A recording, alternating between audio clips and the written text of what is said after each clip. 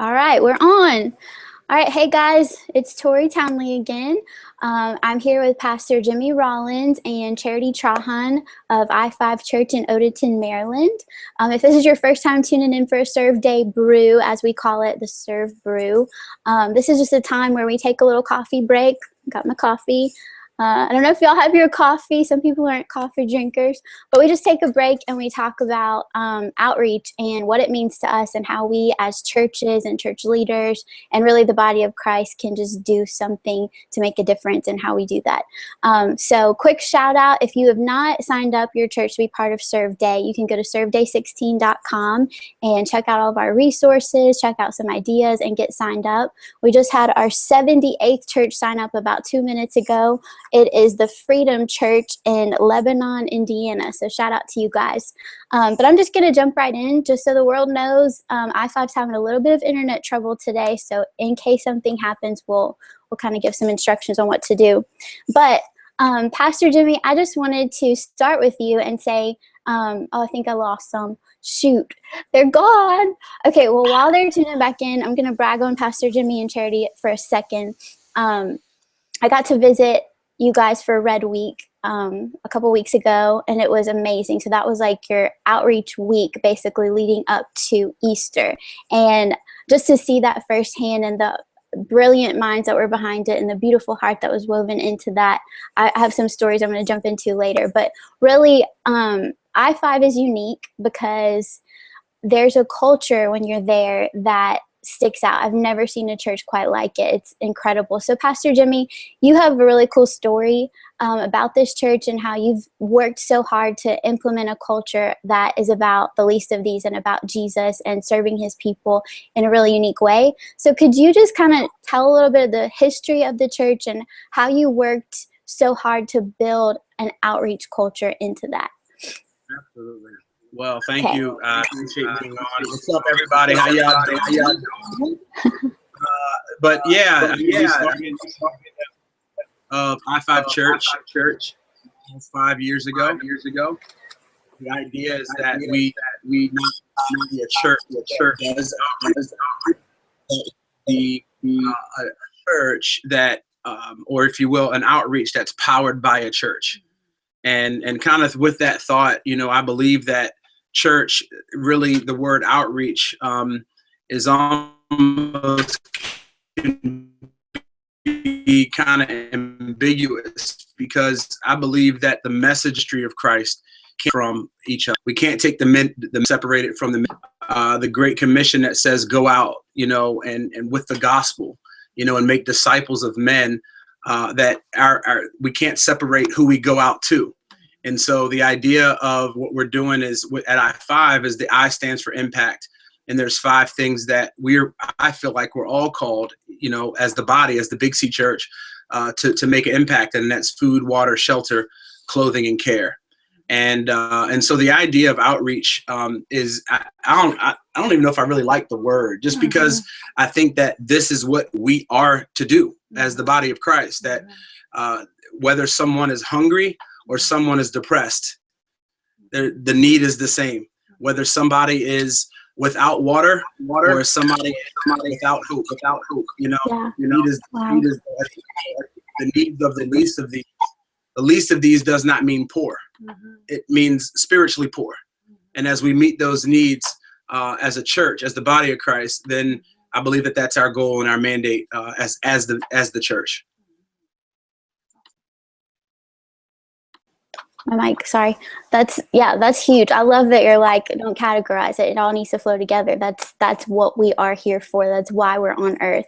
And I so believe that. So practically speaking, like, I know some people don't know the story of I5, but I know that at some point you kind of like took on this church as the lead pastor. Like, how did you, I'm not sure like what the culture was like before, but I know now it's radically about we're a church that's built outside of our 4 walls. How did you take a congregation and teach people that? Because now when I go, everyone's fired up. It is like the life of the church is really outside of Sundays. And Sundays are incredible. Like, how did you work that into people's hearts? I know it took a lot of hard work and time, but it was worth it. So what would you say to pastors who are looking to do that?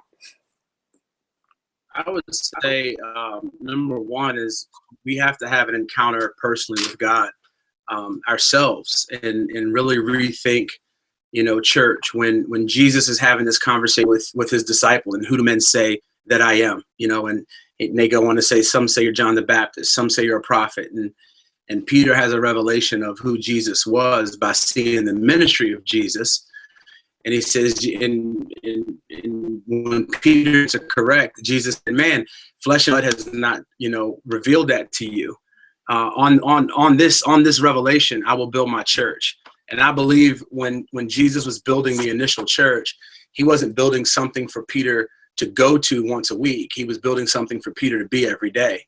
And so he wasn't building something for Peter to go in. He was being for Peter to serve outwardly. And so about, how do we change the culture of a church, or how do we instill that? I believe as the lead pastor or the senior pastor, we have to have a personal revelation that the church is a movement. It's not a monument. It's building people, not building buildings. And I think if we have that mindset personally, now we can, in every part of our vision, in every message, it's who I am. So no matter what I'm preaching, it comes out, that we are to serve the world. And with that, I just think as the primary communicator, it's my job, it's my mandate, it's my call to stir that in other people, to not allow us to get comfortable within the four walls of the church. And we always say at I5, what's the use in having service if you're going to fail on it? We want to be that service. We want to be the hands and feet of Jesus. And I don't believe that you can be the hands and feet of Jesus without having the heart of Jesus. And so having the heart of Jesus is every single situation that you come in contact to or with, that you do something to change that. That's King. God has called us to establish his kingdom. Wow. Bruh, I'm like, I need a rag. I'm sweating. That's beautiful. No, really, seriously, because I get the honor of meeting pastors, meeting young churches, just kind of traveling with Dad through ARC, and I get a chance to meet outreach leaders and just all types of walks of life. But something that is so unique about you guys and your heart, Pastor Jimmy, is seriously, you eat, breathe, and sleep the lost. You love the people in the congregation, but it's all about, Jesus said, let's go. This is his body. This is what we're supposed to be doing. And I think sometimes any person who's in ministry, as you call it, it's easy to get caught up in just the day-to-day, the actions that we have to do and the tasks of it. And honestly, surviving as a church plant is hard. People want to get people in the seats on a Sunday so that they can even function, so that their budget works, so that all this stuff works, because it's a struggle for, I think, especially newer pastors. And it's hard.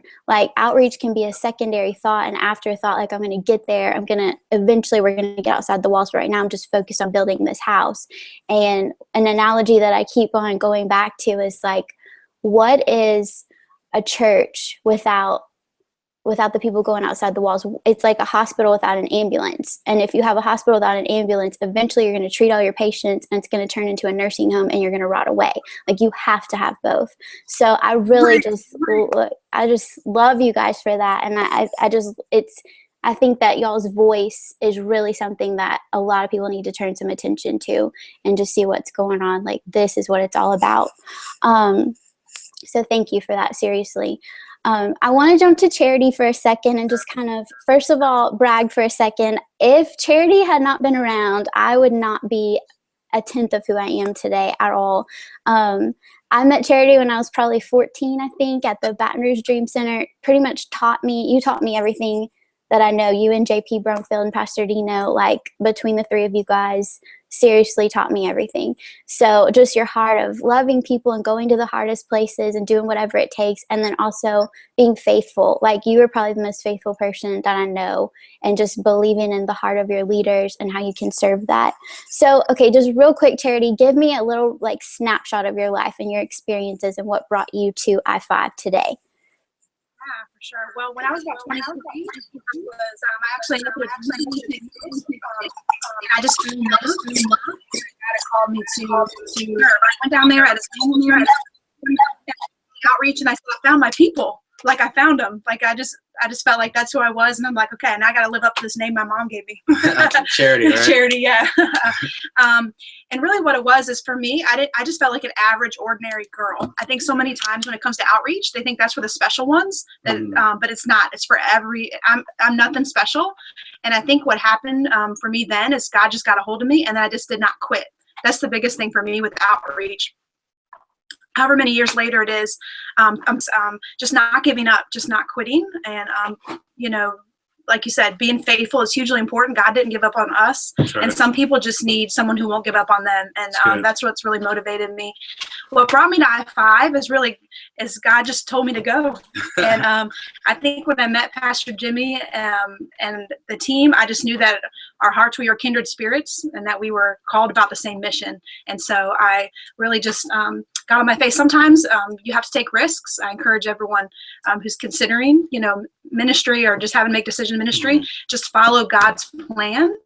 Because if you take that risk, that's where the resources will be. That's where, God will bless you and honor you. So I just said, okay, let's pack up as a family and go. My husband, same thing. He loved the vision and felt called to serve in what way he could. So here we are.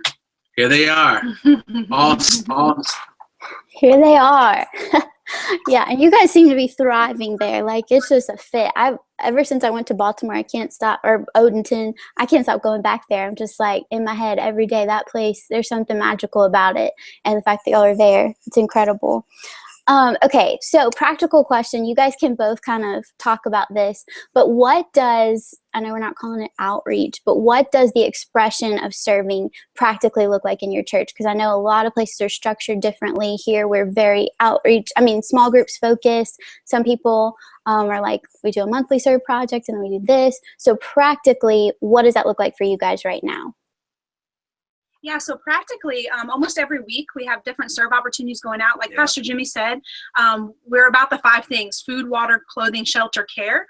So for me as outreach director, I'm partial strategist and finding out what are those needs in the community. And then I'm a partial cheerleader, where I feel like I'm really trying to develop the people in the church and cheer them on. So if I can connect needs with people, and make that happen, it's a beautiful thing. So we do everything from, we have a food pantry, we partner with shelters and send volunteers. We have people that come in during the week that we help resource financially if they're going through different things. So pretty much something. My goal with outreach as coming on the past 6 months is to have something every day of the week. So that's awesome. So 24/7 we're going out. That's where we're headed. So that's how I think. So if you're the 3 o'clock in the morning late night person, we got something for you. If you're the 6 a.m. early riser, then we have something for you. So so for me, it's about finding the need and connecting people and their passions with it. So. I love that. So you guys say that you focus on the 5 things, which is really cool to me, because a lot of places, it's important, I think, for us to pinpoint a few of our things that we're going to focus on as a church, give people that vision and kind of let them run with it. So for you guys, what do those 5 expressions look like specifically? I know some of it's probably still being culminated and all that stuff, but right now, what do those 5 expressions look like? Or dreaming, like future, even not current, but what? Yeah. So one thing, like in the food area, we have a local food pantry, and then we actually are developing a mobile food pantry. So researching areas that they need food. You can actually go on the government. You can Google food deserts, and it'll tell you places in the community that actually that people have to walk a mile or more and don't have a vehicle to get food. So a lot of times they end up, you may know, going to gas stations and getting their food there. And so for us in this county, obesity is one of the highest issues, and they test a lot of those numbers from the fact that some people don't have access to healthy food. So that's a great thing. So we do that. We tackle the food. Water, we're still working on. We do water giveaways. We're wanting to in the future do water wells overseas. One thing we do is we partner with an organization called One Child Matters, and globally, and they actually help us take care of the 5 globally. Absolutely. So one thing I believe in is when it comes to serving is figuring out, where can we fill in the community that no one else is doing it? Where can we come alongside like we do with One Child Matters specifically? And where can we enhance? So like with our food, enhance that. There's other pantries in our community, but we know they need to do more. When I'm thinking and planning, I'm thinking, God, where are you calling us to fill a gap? Where can we enhance? And where can we come alongside? So internationally, One Child Matters, we work with them. They do great. We through child sponsorship. We have over 300 kids in our church that we sponsor globally. And that really helps them with some of the 5. And then with clothing, we partner a lot with our shelters and try and meet specific needs. So we'll go and actually serve a meal, but for us, it's a way to build relationship and find out, potentially other ways that we can help. I know for our Serve Week we just did, we have a new partnership with an organization that does some case management for homeless families. So we just decided, how on a shopping spree, just to be able to very simply take them out. And that was really awesome. Yeah.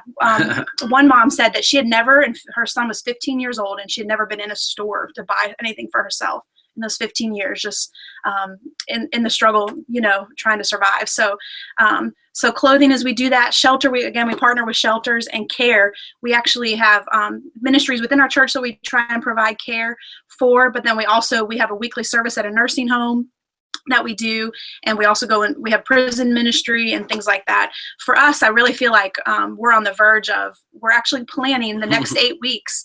I'm about to start this is awesome to do if you're new at it, or even for me coming in new, or if you just you feel like you want fresh, we're doing a community assessment and find out in those 5 areas. I'm going to gather a team. We're going to research and actually kind of come up with a couple year plan. And we're also going to have community meetings. I encourage that. Just finding out the needs. I was actually at our local law enforcement today, and I said, if we start a community center in this area, what are the needs? And he was able to tell me, Wow. dealing with drug addiction, things like that. How to embark. So if you check us in next year, we'll have a lot more things that'll be added. And so I think finding out the need and meeting the need of community, and not just going in with what you think they need, but actually being integrated in the community and serving alongside is really important. That's it. Wow. Pastor Jimmy, did you have anything to add? I know you do. I think one of the greatest, if not goals, but the power in the church is 2 things in a community, right? Like we have financial resources, but what we have greater than that is people resources. And so as charity identifies these needs that are in the community, they're alongside with people resources, and there's some things that we can come alongside financially. The thing that we want to do, though, is be consistent in what we do. And because I think in the community, they've kind of been turned off a little bit by the church, who kind of sees outreach as evangelism, which is like a one-time thing. But, outreach is the heart of Jesus. And so if we're making people, then, the disciples walked with Jesus for 3.5 years. So maybe even let's have a plan of 3.5 years to get someone to be whole, so that they can then go out and impact their community. And so that's where we get impacting you to impact the world. So we want to disciple you. And walk and be consistent. So I think one of the things that's critical for the church is, let's make sure that you're going to do something that you can repeat. Let's make sure you're going to do something that you can walk alongside those people. And I think that whole philosophy comes from understanding that their need is the seed for their heart. And so if we understand that, then you like that one, right? We understand that meeting their need is allowing you a relational investment to walk alongside life with them to eventually lead them to Christ. So that's like what I'm passionate about, is let's make sure that we're going to be consistent. And I think, Tori, one thing too that was important to me learning, like I said, I was just a normal, average, everyday girl when I started doing outreach. And I think when we start talking about meeting the needs community, it can feel so overwhelming. But I think if, as a person in the church, if you just commit to it, and God will train you and teach you. That's right. You know, calls you, and He will send the people. God has been so faithful, always sent the people. I've gotten the training and the information I've needed, and He can, you know, God's no respecter of persons. He'll do that for anybody.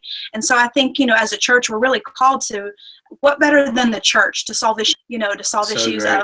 of taking care of orphans. We are the ones called, but not to be intimidated, but just to say yes, like, God, here I am, send me, and He'll do the rest, just like He does in every area of our life. And I think it's the same in this. And so we're definitely on that journey. As you know I am. So. Yeah, definitely. I love all the thoughts you guys are saying. One thing that, Charity, you mentioned that you guys do at church, which I think is just kind of cool, is that you guys, I don't know if it's specifically for serving and outreach ministry, but you said you guys kind of take like a survey of the people in your church every now and then and just ask like, what's your occupation and things like that. So you can kind of like know, and people's passions and their hobbies. And so you guys, like, as outreach leaders, we get this, like, we're constantly trying to make sure that we're building opportunities that are friendly for the people who are serving with us, because that's our team. And so we have to make healthy expressions, healthy outlets. And sometimes it's hard to spin your wheels and make sure you're covering everybody. So I think it's so cool that y'all take time just to get to know who's our flock right now, who has God sent us, and how can we work with them according to their dreams and their passions and their occupations and things like that. So I think it's cool that y'all do that. What do you guys do as far as, so I know that we've got the 5 things that we focus on, and y'all are constantly, Charity, you're like a nerd, like you're just studying the city, like you blow my mind. I don't know how you do it. And Pastor Jimmy with his vision, I'm like, y'all are crazy, y'all are take over the world. But how do you guys implement taking what you know and the opportunities you're building, and then also letting the dreams of the people within the church kind of culminate with that? How much voice do you let them have into it? Like, I know your guy, Andre. Hey, Andre, shout out to you. He's like on the cooking team, and he was a Red Week. He was in charge. He owns like a catering company, I think, and he was in charge of all the food. And that man was like nonstop. We were eating with him, or we were eating what he was cooking. They were eating dinner. Then he was just all about it. And I thought that was so cool. So what do you guys do, I guess, to help let their dreams come alive in the process of expressing it, if that makes sense? I think one of the things we're trying to do now is create, you know, a lot of churches have their growth track, or, you know, it's called iConnect for some churches, is infusing the culture of outreach in that process.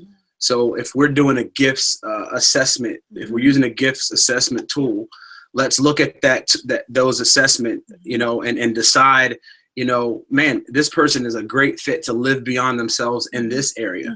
Let's enhance that. Let's utilize that passion. Let's say, oh, you like to cook. Oh, this is what it could be used to change the world. Oh, you like to, you know, work on websites. Well, let's create an outreach website that you know, that gets people excited about doing outreach, you know. And so I think it's more or less, you know, everyone's seeing their gifts in their lives. I mean, we always say when we're talking about finances that we're owners of nothing and managers of everything. Well, let's look at our gifts the same way. And whatever God's gifted you in, and you're still probably in your job, is a good indication of what you could do or utilize that gift to change the world. I think it's great. Like you said, the iConnect class for us is very crucial. And I was actually just talking to our iConnect leader the other day. For me as outreach director, I actually study that. You know, if I'm going to say, how are we going to help tackle the foster care issue in our community, it's important for me to know, okay, what experience do people have? So they do great at assessing that, what your spiritual gifts are, but you know, where are you, your work history? Like, I know we have 10 counselors in our church that I can mobilize to be able to, you know, to do something to help people. That is huge. And I think the one thing about the church that makes us why we're the answer besides Jesus is the fact that we're the one organization that has every walk of life, every career that constantly gets together and is unified towards a mission. And if you can mobilize that properly, we're unstoppable, you know? And so for me, that part is huge as outreach director, to connect with people. Like, so I study that, you know, our online program. I was talking the other day, how can we study it? How can we know that? Because for me, it's like enlisting them in the army, right? We're going to take over. So that's what I look at it for. So so work history, spiritual gifts, personal passions, you know, that kind of stuff is really, I think, important to track. Absolutely. That's awesome. I think it's a cool science. Like, every church is going to be different. Everybody's going to be different. And I always talk about this, but a kaleidoscope is my analogy for life. Like, we are all broken pieces. And so, Pastor Jimmy, your heart is for the least of these. That's Jesus's heart. And it's like, in our own way, at some point, we all identify as the least of these in some way. And that's where the beauty comes in. That's where God takes our little broken tiny pieces, throws them together, adds his light and his motion, and we start reflecting on each other in motion. And that's when the beautiful picture comes together. And so for us to be able to identify everyone in the middle of their brokenness and say, you fit into this picture, and we're going to be together. We're going to add God's light, and we're going to be in motion. And that's when the picture comes together. So for us, leaders and outreach pastors, whatever it is our job to like study as much as we can the people that we are serving with, serving for, all up and down. We have to know it inside and out, and like be ready to just connect the dots. Just like Charity said, be a cheerleader and connect those dots. So super look up to you guys in that. Okay, I want to ask one more practical kind of question. So we are clearly gearing up for Serve Day 16, and I'm so pumped about it. We definitely don't want this to be like a focus on the event. This is just like something to celebrate, to get people, maybe someone who hasn't served before, big, but we really want to use it to build the culture.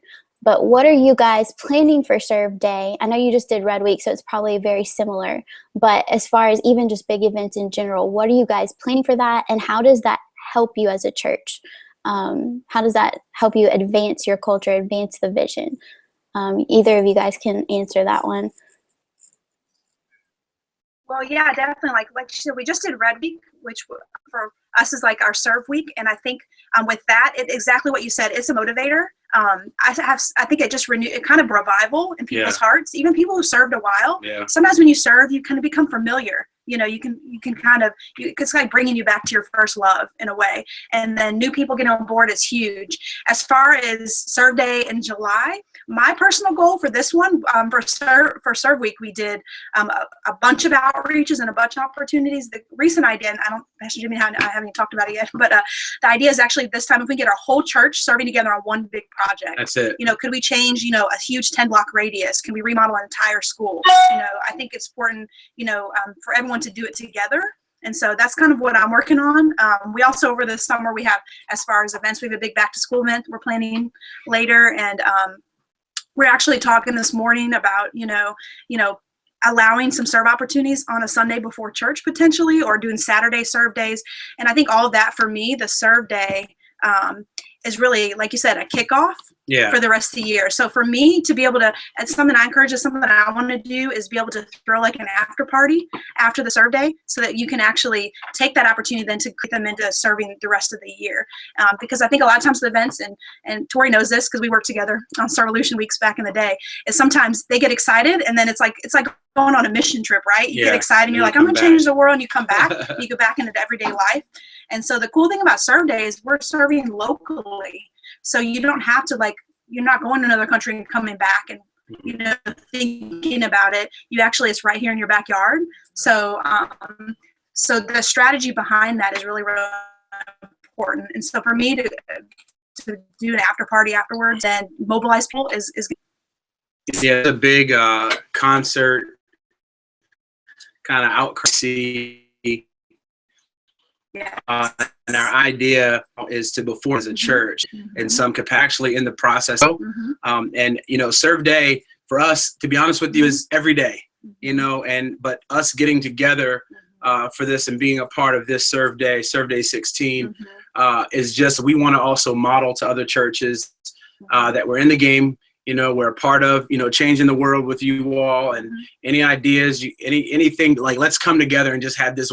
Let's make Jesus famous one big day together, all over the world, all over the country. I just think it's going to be amazing. That's so cool. I agree. Sometimes it's a turnoff for people. Oh, it's just an event. That's a big, cotton candy kind of thing. Get it up. But it's so much about just showing that we're together in this. Like, let's link arms with our brothers and sisters. Let's have unity. There's a harmony, and raise a banner of hope, because so much negative is out there on the news, and so much is just always trending that's just bringing people down.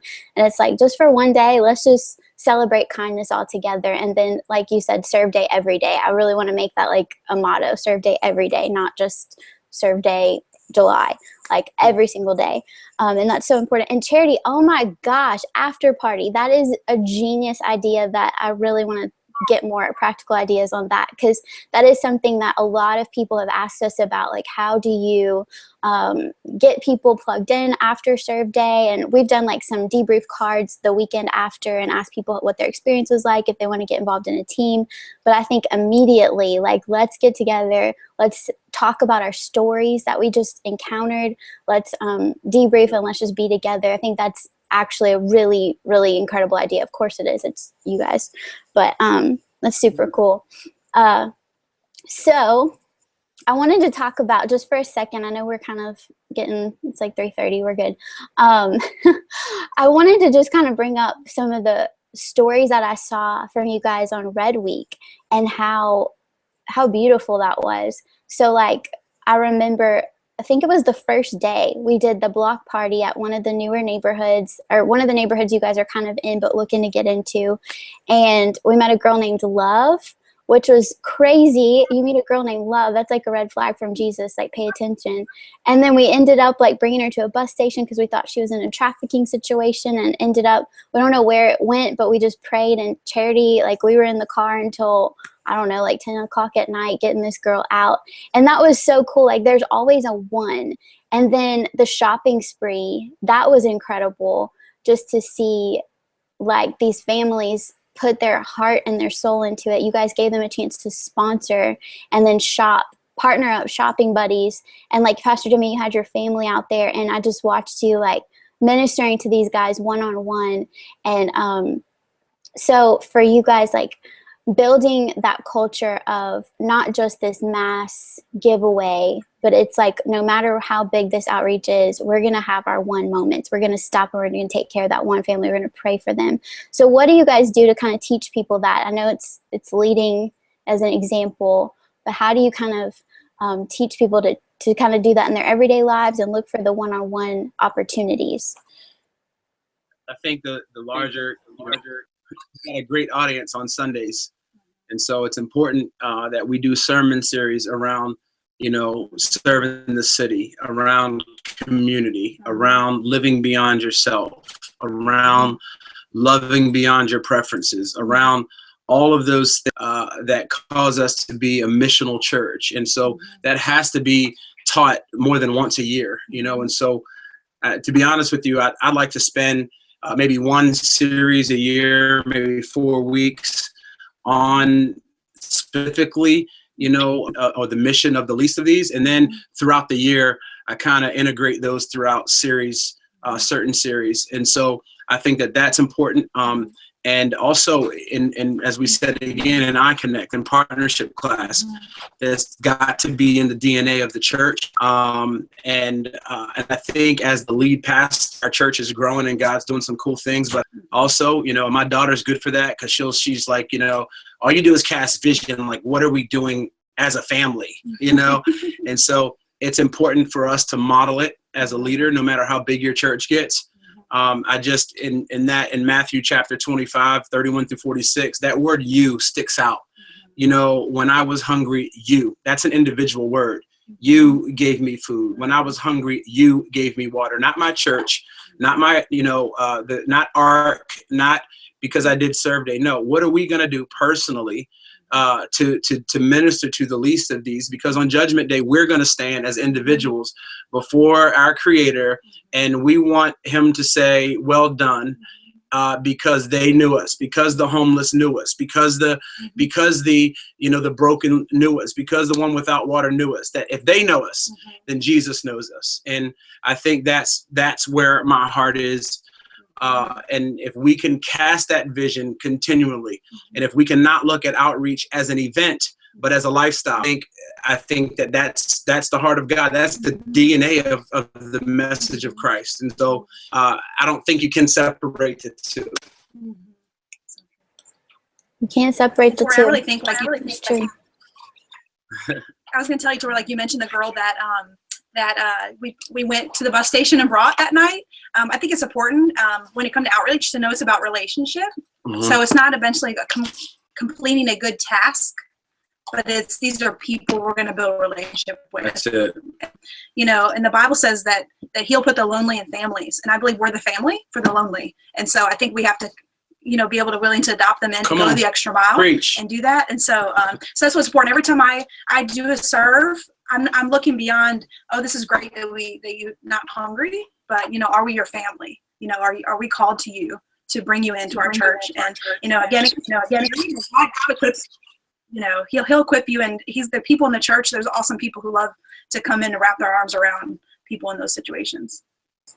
Yeah. And I think like all these events that we're doing are beautiful. Like you said, it's giving a meal. People aren't going home hungry. That's awesome.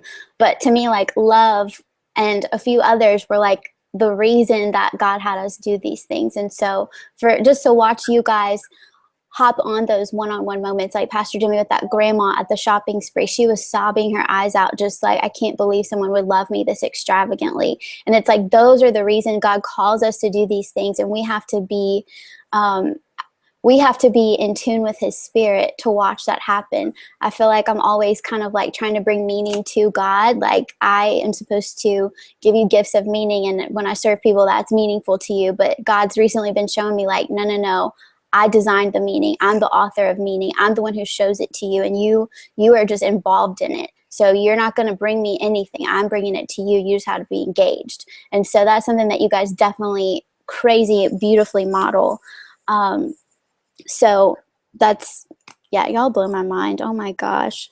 One thing that you said, Pastor Jimmy, I know that your story and your vision for I5 kind of came out of a dream that you had.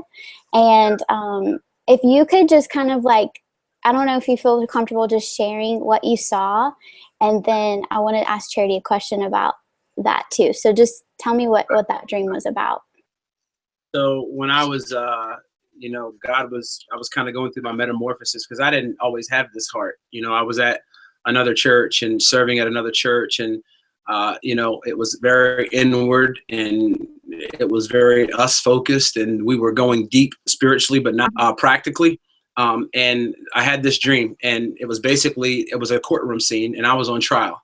And what was very different about this court scene is that this is a court where you wanted to be found. You were guilty, you were free.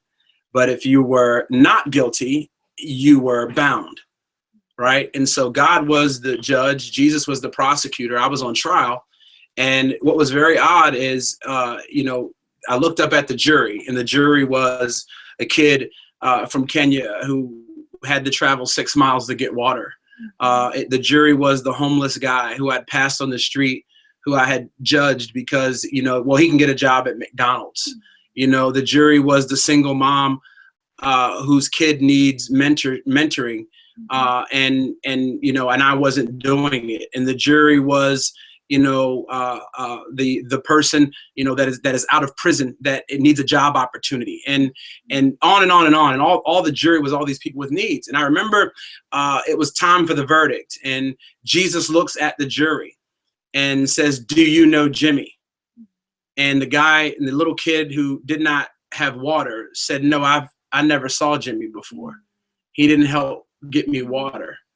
And the single mom said, "No, he never met my son. I don't know who he is." And the guy who got out of jail said, "No, I don't know who Jimmy is. I you know, he's a pastor, you know." And as that continued to go on and on, all these needs that I never met, I got the Lord, Jesus looked at me and said, "Well, since they never knew you, then I never knew you." And it was not guilty, but not guilty was not the verdict that I wanted. I wanted to be found guilty of having evidence that I had been in their lives. And there was no evidence that I had been. And since there was no evidence of me being in their lives, meeting their needs, there was no evidence that Jesus was in their lives. And so that's where I get, if you did it for the least of these, when Jesus said, "You did it unto me." You know, and it makes sense to scripture where it talks about you prophesied in my name, you preached in my name, you had church, you went to church every single Sunday. But did you meet the least of these? And it's very clear. Scripture is very clear. And I think that, growing up in church, we spend so much time trying to not sin, realize that not doing things is also a sin. And so, I want Jesus that he's going to know me if I meet the needs of the least of these. Good Lord, that's powerful. That was so heavy. Like, it's so true. And I have thoughts like that. And ever since I heard about that dream, like I've tried to identify that in my own life, because clearly those people were specific to you too. Like, they're all the least of these, and Jesus is clear about what those look like. But a kid from Kenya, like, that's specific to your family and to your heartbeat. And so for me, it might look a little bit different, but it's the same thing. And God's called us each to ones, our certain ones and his treasures. And like, just to live every day looking for that and not getting distracted is that's why we're here.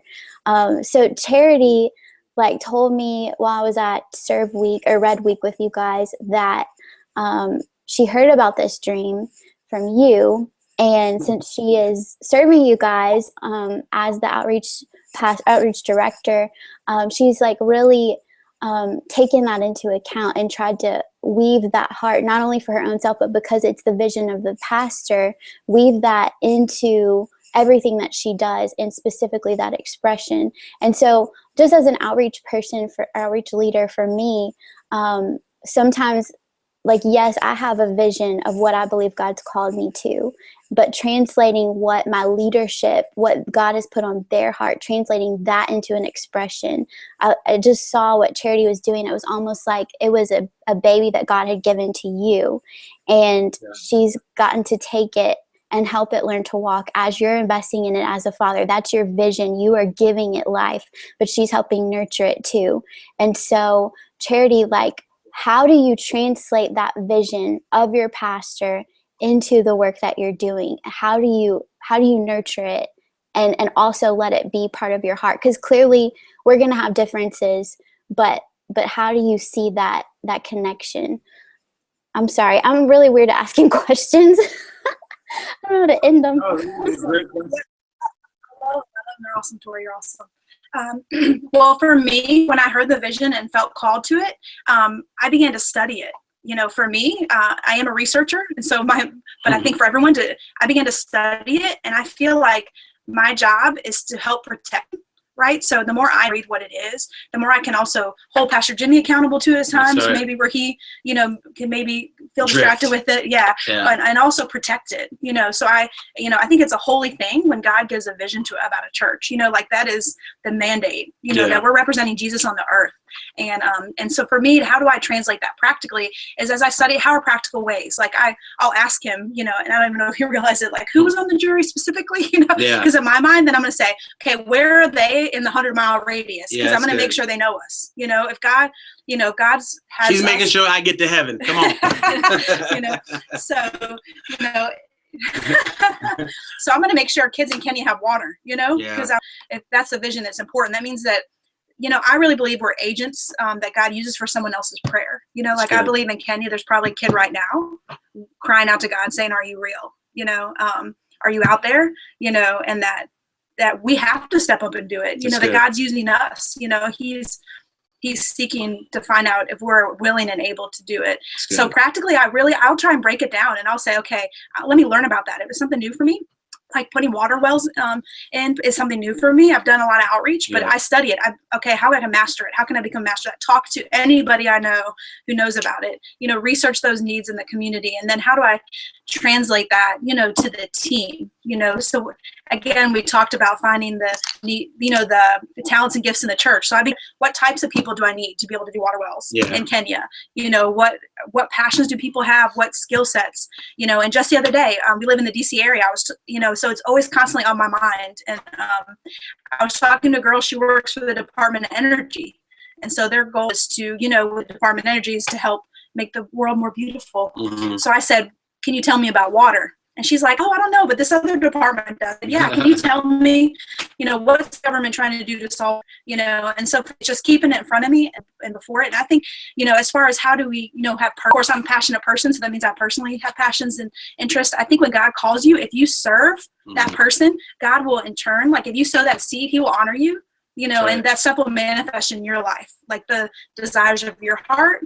And I feel like God's always done that with me. I don't feel like I've missed out serving another person or being an armor bearer. God always, is things that I have also. So I think for me, practically, it's just study it, know it, become a master of it, talk to everybody and anybody, and constantly keep it before you. Like I constantly keep it in my mind, because you never know where you're at, might have an opportunity. So I'm excited. So she's going to give me the lowdown. So if anybody wants to know what the United States is trying to do to eradicate water issues globally, and then we can see where we fit. So, but the church should be at the table in those conversations, I think. So, yeah. That's one thing I love about Charity. Like, you were constantly studying and learning, and like, you're not afraid to ask a question. You're just after it nonstop, 90 to nothing. Like I look up to that so much. Like I'm so lazy. I just got to get out there. So just encouraging to outreach leaders, like, seriously serve your pastor, serve that vision, and just do whatever it takes to just get it done. Like, this is from Jesus for you. And like you said, Charity, you're like, I don't feel like I've missed a beat. Like, you haven't missed anything, because you're helping serve another dream, because that encompasses all of us. So beautiful. All right, last question, and then I'm gonna let you guys go, because I know y'all have so much you're getting done today. Okay, this is one. It's going to be a question for both of you, answer differently. So, and we've kind of touched on it, but Pastor Jimmy, for outreach leaders, what would you say to them as far as their role? Like, how can we as outreach leaders do our best? What is something you wish that all of us knew as we're serving that vision, if that makes sense? Yeah, absolutely. I think actually, I'm glad you asked that question, because I had something to tag on to what Charity. I kind of look at staff as a family, right? And so our staff is our family. And if you lived in my house, although it's my house, and although I'm responsible for the house, I allow my kids to decorate their rooms whatever way that they want to and express themselves.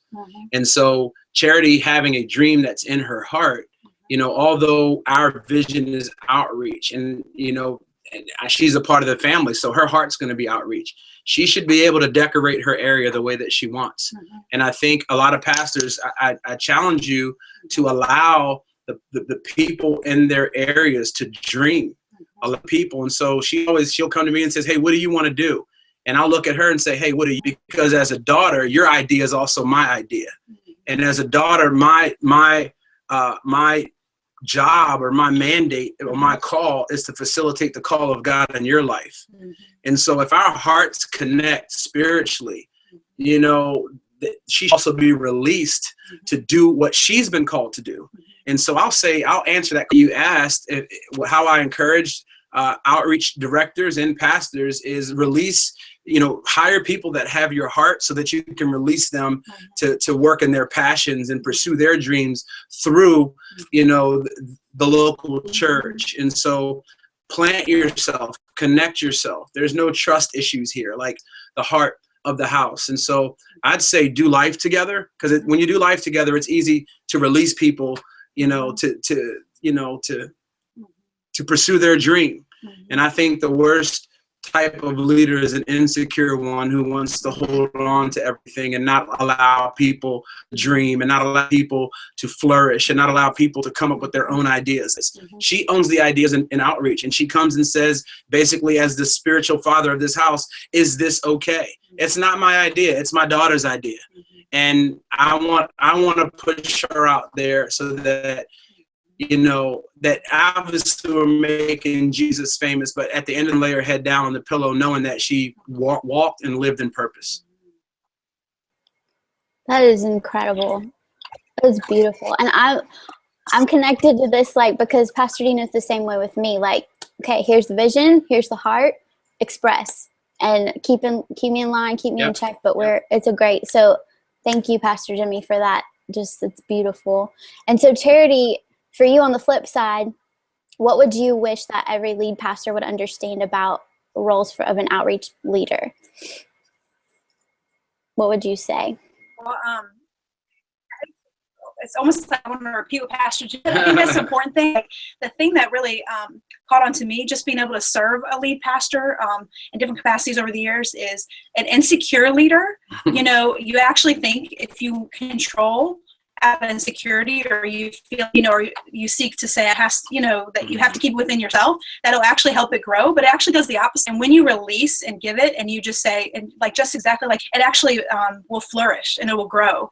And it's interesting sometimes how we get it backwards. You know, we're about bringing freedom to other people and about oppressing our own, right? And so I think that's huge, like, as an outreach director and outreach pastor, to be able to have that from a leader is really, really huge and important. I think that's good. And I think he does it so well because he doesn't think that he has all the good ideas, and that's okay. Like, you can lead and not have every idea, because, you know, it's really God that calls us, right? And even for me, with the people that serve under me, I think that's what's important. I'm not gonna be the one that happens, and I think that's you know, and I think that's obviously what Jesus was about. You know, he laid down his life to serve, and I think if, as a senior pastor, when you do that, it's powerful, and that's modeling what we're supposed to be doing in our community anyway. So I think that's really, really important. And also, on a practical note, I will say, whether or not you can hire an outreach director, outreach pastor, I think creating room and having a team of people that are working and serving under the pastor to be able to develop something and serve the community. I think to have a dedicated team is important, whether it's volunteered or paid staff, someone that is really focused. So it's not an add-on, but it can become part of the mission, you know, and constantly in the community. You need people in the community to be able to find out what's going on and be embedded in the community, because church really should happen 7 days a week. So come on, preach. Come on, preach. Yes, golly, you guys are my heroes. I can't thank y'all enough for taking time. Is it cool? You guys, if y'all want to give a shout out of how people can connect with you, whether it's social media or email, just go ahead and tell people real quick if they have questions. Social media for me on Instagram, my handle is @JRoll, JROLLTV, @JRoll. Same thing on Twitter, @JRoll. And on Facebook, it's PJ Rollins, because JRoll wasn't available. So if you want to connect with me, that's great. Or feel free to kick me an email at leadpastor@i5church.com. That's leadpastor the letter I, the number 5, church.com.